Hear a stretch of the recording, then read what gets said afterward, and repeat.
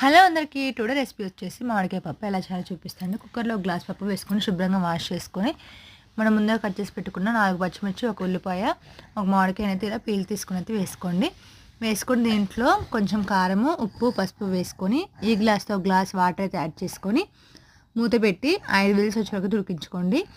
ఇలా ఉడికిన తర్వాత దీన్ని అయితే గుంట గరిటె కానీ లేదంటే పప్పు కొత్త సాయంతో ఇలా మెత్తగా అయితే మెదుపుకున్న తర్వాత దీనికైతే మనం పోపు అయితే రెడీ చేద్దామండి. స్టవ్ మీద కడాయి పెట్టుకుని ఆయిల్ వేసుకొని ఆయిల్ హీట్ అయిన తర్వాత 2 ఎండుమిర్చి, పోపు దినుసులు, కరివేపాకు, వెల్లుల్లి రెబ్బలు వేసుకొని ఫ్రై చేసుకొని కొన్ని ఆనియన్స్ కూడా వేసుకొని వాటిని ఫ్రై అయిన తర్వాత మనం ముందుగా మెదపు పెట్టుకున్న పప్పు ఉంది కదా, ఆ పప్పును కూడా వేసుకొని టేస్ట్ చూసుకొని సరిపోతే సాల్ట్ అడ్జస్ట్ చేసుకొని ఒక 5 మినిట్స్ ఉడికించుకొని స్టవ్ ఆఫ్ చేసి సర్వ్ చేసుకోండి. వేడి అన్నంలో మామిడికాయ పప్పు అయితే సూపర్ టేస్ట్ ఉంటుందండి.